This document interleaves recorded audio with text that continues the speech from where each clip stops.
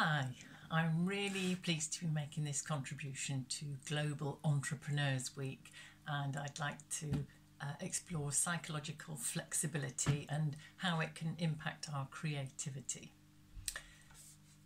The human brain is the single most complicated physical object on the planet, and our learning about what's going on in here is exponential.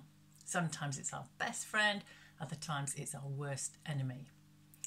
Understanding how our brain community works can really help smooth the road forwards to where we want to be.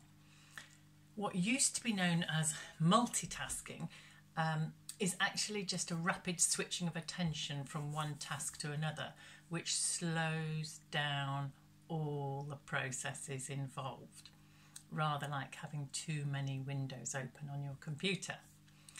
So we do actually work most effectively just on one task at a time.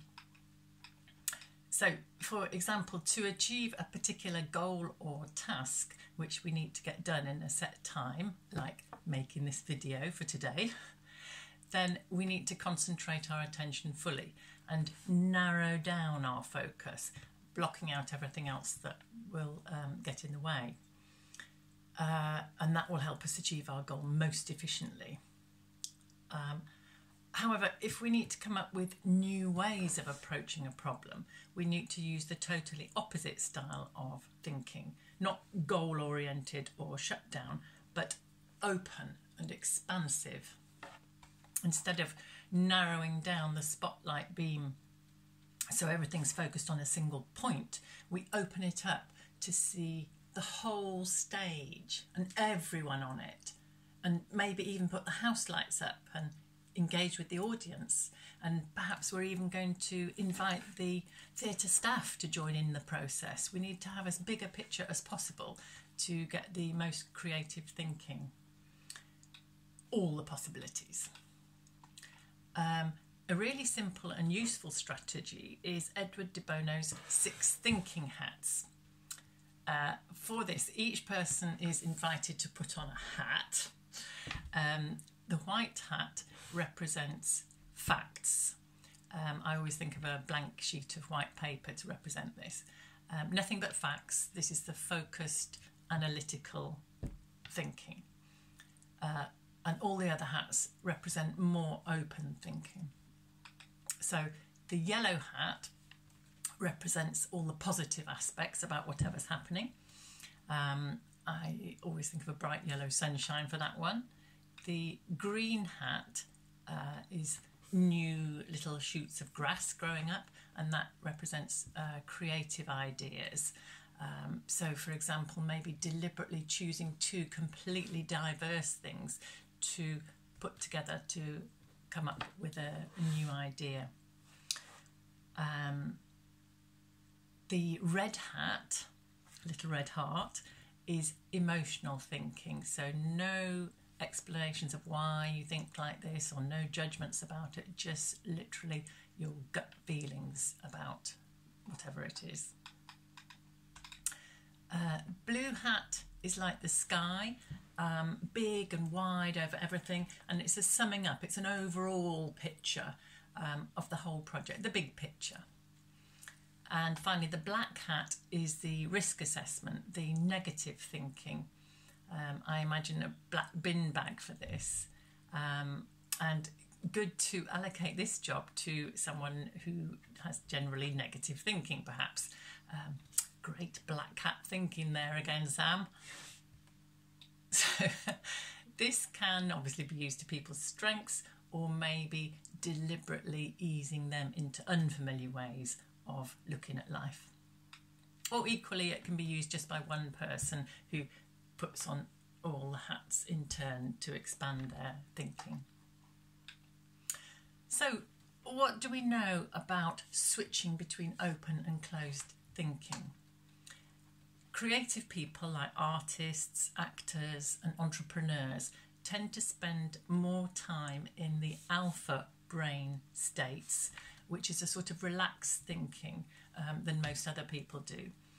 And we can increase these alpha waves when we do very simple things like closing our eyes or simply simply daydreaming or just being in a relaxed state. So, for example, my husband watching his tropical fish would be an alpha wave state. It's a sort of sloshing around state that allows a temporary bridge between our subconscious thinking and our conscious thinking. And it's a very positive state for improving our creativity, our health, our happiness and success in general. Beta waves are faster, and this is our normal state of concentration, alert busyness and task-focused thinking. So most of us certainly do plenty of that every day. The very fastest waves are the gamma waves, and this occurs when different regions of the brain fire together in harmony. Different parts of the brain community combine and enable flashes of insight, giving us sudden fleeting connections between thoughts, an aha moment of sudden realisation. It's as if our own brain is doing some networking with itself and making new connections, and that's exactly what is happening. So, how can we get some more of this gamma gorgeousness? Mindful meditation is one proven way of increasing flexible thinking. Oxford University Professor Mark Williams, who's been researching this for decades, says 40 years on, the benefits of mindfulness are now beyond question. So Winston Churchill used to take an hour's rest every lunchtime, saying it added 2 hours onto his working day. And he's credited with saying everyone should meditate for at least an hour every day, except when they're really busy, and then they should meditate for 2 hours.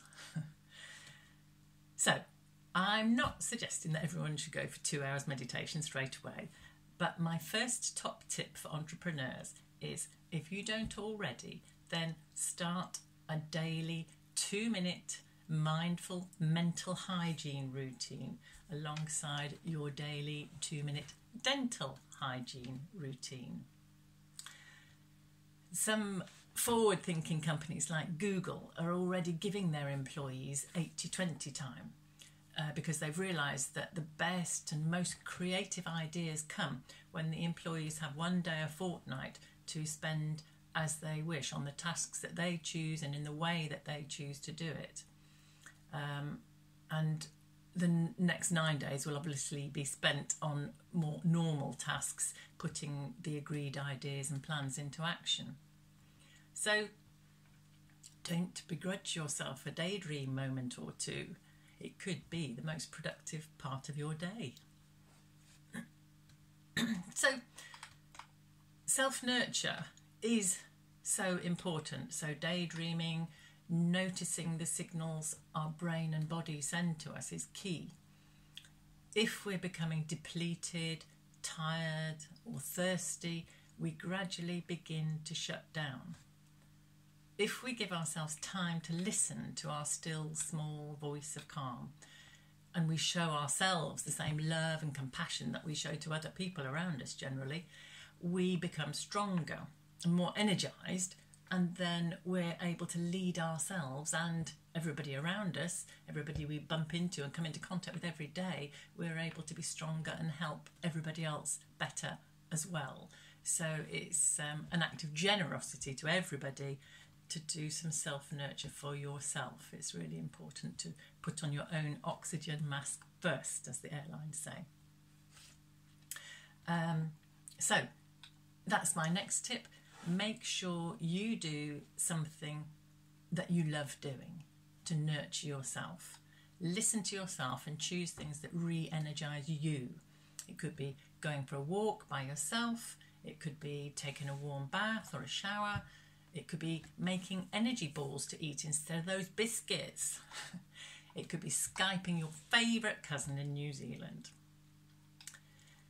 And adding into this notion of being self-aware, noticing yourself, how about noticing the language we use?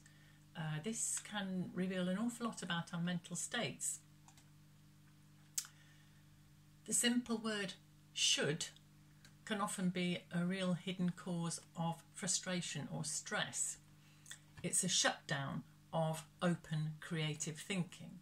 If someone or something should be like that, then there's only one direction for that to go in, the one way for things to be, which is fine if we want task-oriented thinking. However, the word could is a much softer replacement. If something could be like that, then there's an opening for all sorts of other possibilities, lots of alternatives. So, another top tip, check your habits of language. Should or could? What's your habitual thinking? Do you tend to have lots of problems or challenges? Or are they opportunities? Do you feel more comfortable with telling yourself you're going out to make friends? Or are you going out networking? Just notice what language you use and choose whatever language sits most comfortably with you. And my final tip is be kind. People remember how we made them feel more than they remember what we actually said or did. So showering people with genuine praise, good humour, light-heartedness and gratitude is a win for everybody. Here's Professor Mark Williams from Oxford University again. He says, kindness transforms things. The aversion pathways in the mind are switched off and the approach pathways are switched on instead. This change in attitude enhances openness, creativity and happiness.